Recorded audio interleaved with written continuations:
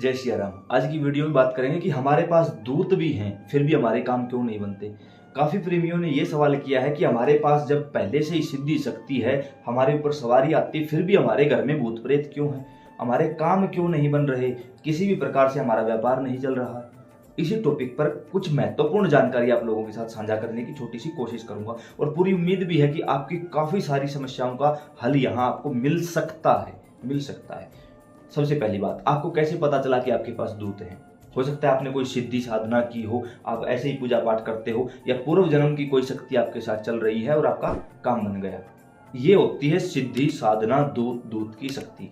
लेकिन सबसे पहले चरण की बात करूं तो जब कोई व्यक्ति पूजा पाठ करता है और उसे आसानी से अगर कोई देवी देवता मिल गया है, पूजा पाठ बिल्कुल नॉर्मल करता है, लेकिन उसको आसानी से कोई दूत मिल गया है, तो इसका मतलब है कि वो दूत नहीं है, वो उसी के घर का। जैसे काफी लोगों ने हमसे कहा कि हम इतने टाइम से परेशान थे, भूत प्रेत इत्यादि था, हमने 11 दिन अखंड ज्योत जलाई, 11 दिन में हमें दूत की प्राप्ति। वो दूत नहीं है भाई, वो बिल्कुल भी दूत नहीं है, वो संकट है। और बचने के लिए, ताकि मैं इसकी पकड़ में ना आ सकूं, वो बचने के लिए आपके शरीर पर आपके देवता का नाम लेकर आया है। वो दूत नहीं है, वो कोई ना कोई प्रेत है जो सवारी लेकर देवता का नाम ले रहा है।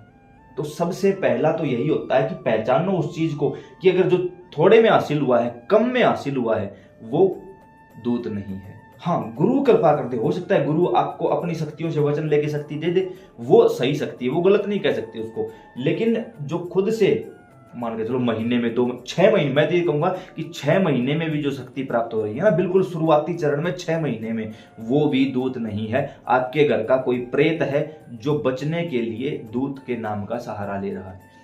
पहचाने कैसे इस चीज को? सबसे पहले तो ये देखो कि जब वो शरीर पर आता है तो क्या जयकारे लगाता है? 95% वो जयकारा नहीं लगाता हुआ मिलेगा। समझ जाना, गलत शक्ति है। क्योंकि जब कोई दैवीय शक्ति आती है, वो अपने से ऊपर की शक्तियों का जयकारा लगाती है। अब ये देख लेना, हो सकता है मान के चलो कोई बाबा हनुमान का दूत बता रहा हो अपने आप को, और आते ही कहे श्री हनुमान जी महाराज की जय, तो झूठ बोल रहा है। कोई भी शक्ति कभी अपना जयकारा नहीं लगाती। अगर वो हनुमान जी महाराज के दूत हैं तो भी वो प्रभु श्री राम के, भगवान शिव के जयकारे लगाएंगे, न कि बाबा हनुमान के। वो बार बार सीताराम सीताराम, जो भी शक्ति आ रही है। दूसरी बात, वो शक्ति ये नहीं कहेगी कि ये भोग दे दे, तेरा ये काम कर दूंगा, कर दूंगी, तूने पूजा पाठ नहीं की तो मैं तुझे बर्बाद कर दूं। ना भाई, ऐसे सौदेबाजी शक्तियां कभी नहीं करती। ये घर के ही प्रेत हैं जो गलत तरीके से दूत का रूप लिए हुए हैं, या किसी के द्वारा भेजी गई, टारगेट करके कोई भेजी गई शक्ति है जो दूत, योगिनी या किसी गण का नाम लेकर बस अपनी पूर्ति करवाना चाहती है, इसके अलावा और कुछ नहीं। एक व्यक्ति मुझे अपने जीवन में ऐसा मिला था, उसने यही कहा था कि भाई, उसने कहा कि मैं माता काली हूं, और उसके कहते कहते मैंने शमशान में हजारों भोग दे दिए और आज उसकी स्थिति मरने जैसी हो रखी है। तो मैं कहूंगा भाई, इस चक्कर में बिल्कुल भी ना पड़े। स्वयं माता महाकाली, जब उनकी कोई योगिनी आपके पास आएगी ना, तो भी वो ये बोलेगी कि भाई मुझसे वचन ले ले, ताकि तू मुझे अपने अनुसार चला सके, मैं तुझे नहीं, तू मुझे अपने अनुसार चला, तब वो सच्ची शक्ति मानी जाती है। तो सबसे पहला रीजन तो यही होता है कि घर के प्रेत ही दूत का रूप ले लेते हैं, कोई घर का संकट ही दूत का रूप ले लेता है, यहां वहां से कोई शक्ति आई है वो दूत का रूप ले लेती है, तो वो दूत नहीं है। पहला सिस्टम तो है यही भाई।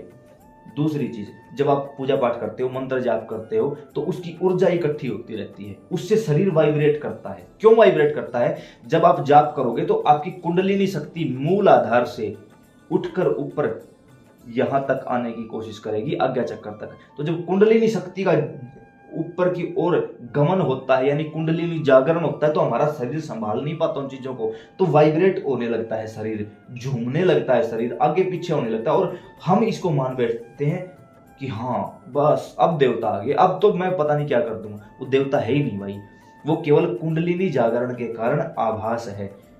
कुछ इससे आगे बढ़े, मान के चलो कुंडली जागरण ठीक ठाक हो भी गया है आपका, 1-2 चक्कर जागृत कर भी लिया है, फिर हमारा शरीर वाइब्रेट क्यों करता है, जोर जोर से क्यों हिलता है, गर्दन क्यों हिलती है, झूमने का मन क्यों करता है? तो इसका कारण है कि जो मंत्र है जो आप जाप कर रहे हो, वो आपके चारों तरफ आपकी ओरा की 12 परतों को कंप्लीट कर रहा है, आपका शुद्धिकरण चल रहा है, आपका प्रोटेक्शन चल रहा है। वो देवी देवता नहीं है, वो दूत नहीं है। तो सबसे पहले तो अपने आप को इन भ्रांतियों से बाहर निकालो कि मेरे पास दूत है लेकिन काम नहीं बन रहा, ऐसा नहीं होता। उसके साथ एक चीज और घटित होती है। मान के चलो आपने 1 साल हो चुका है सेवा करते हुए, या फिर आपने बैठकर 5.25 लाख किसी भी एक मंत्र का 5.25 लाख जाप कर दिया, तो भी निसंदेह आपको दूत प्राप्त होंगे। 5.25 लाख, वो भी किसी सात्विक मंत्र का, जैसे ओम नमः शिवाय, ओम नमो भगवते वासुदेवाय, ओम राम रामाय नमः, ओम श्री हनुमते नमः, ऐसे जो सात्विक मंत्र हैं, ओम दुम दुर्गाय नमः, उनका जाप किया है। और 5.25 लाख जाप कोई मतलब ज्यादा वो नहीं होता। अगर कोई साधक करता तो 1 महीने में बिल्कुल आराम से हो जाते, बिल्कुल आराम से। तो उससे आपको जो दूतों की प्राप्ति होती है वो असली होती है। लेकिन हमने तो 5.25 लाख जाप किए हैं, अब भी काम नहीं बन रहे हैं, तो इसका मतलब है कि कहीं ना कहीं उस दूत के पास उतनी शक्ति नहीं है जितनी आपके घर की नेगेटिविटी के पास है। तो उसके लिए क्या करें? सबसे पहले कम से कम 5 अमावस्या अपने नजदीक तीर्थ पर जाकर पिंडदान करवाओ और घर पर हवन करो। जिस देवता की सेवा करते हो उसको, जैसे मान के चलो भगवान शिव की करते हो, सोमवार हर सोमवार, और कुछ बने ना बने, शिव मंदिर में जल चढ़ा के, दीपक जला के, एक दीपक में 2 बाती लगा के कम से कम 11 माला वहां बैठकर जरूर करो। इससे आप देखोगे कि रियल में आपको रिजल्ट मिलेगा और वो जो दूत हैं उनकी शक्ति बढ़ेगी। अगला जो मोस्ट इंपॉर्टेंट कारण है वो होता है कि देवी देवता तो आपसे संबंध बनाए हुए हैं, लेकिन आपका संपर्क उनसे नहीं है। वो संपर्क करना पड़ता है, वो संपर्क गुरु करवाता है। अगर आपके गुरु हैं तो उनसे पूछिए, वो बता देंगे आपको इस बारे में। बाई चांस आपको लगे कि हम सिद्धि साधना करते हैं लेकिन गुरु नहीं है, तो इसके लिए आपको प्रार्थना करनी होगी। हाथ में जल लेके, मान के चलो भगवान शिव की सेवा करते हो, ओम नमः शिवाय का जाप करते हो, भगवान शिव, माता पार्वती, मेरा नाम ये है, पिता पति का नाम ये है, इस जगह का निवासी हूँ, गोत्र ये है। इस समय साधना करते हुए इतना समय बीत चुका है, आप अपना आवास करवा रहे हो, लेकिन मैं नालायक आपसे नहीं जुड़ पा रहा हूँ, कृपा करके मुझे अपने साथ जोड़ लीजिए, क्योंकि आप जो करोगे वही होगा, मेरी क्या औकात है। ऐसा बोल के नीचे की ओर जल छोड़ दो। यहाँ बैठ के 108 माला ओम नमः शिवाय की करो, फिर देखो देवता अपने आप जोड़ लेंगे। अब काफी लोगों ने कहा सिद्धि साधना तो करनी है लेकिन ना तो गुरु है ना ही माला, तो हमने आप सभी के लिए रुद्राक्ष की जाप करने की इस माला को सिद्ध जागृत अभिमंत्रित कर दिया, 24 मंत्र एवं 18 देवताओं की सिद्धि द्वारा। अगर आपको चाहिए तो आप इसको ऑनलाइन ऑर्डर करवा सकते हो, आपके घर तक पहुंच जाएगी।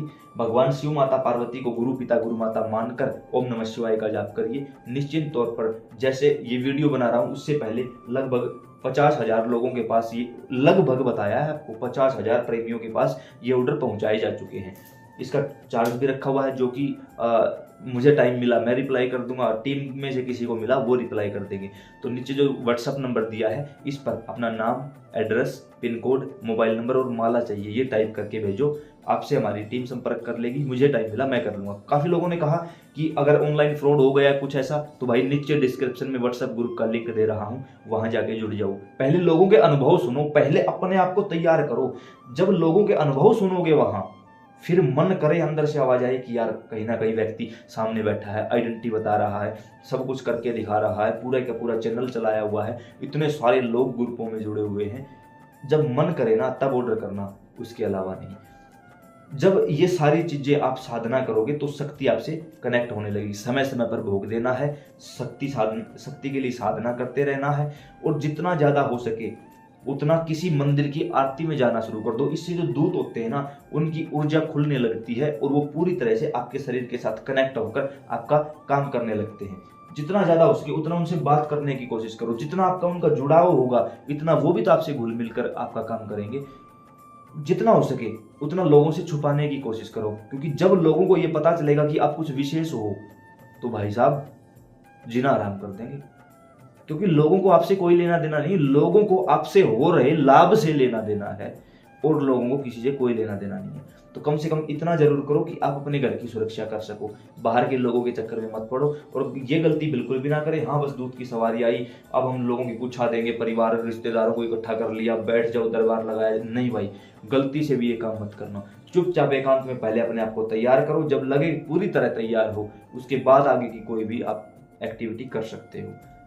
जय सिया राम।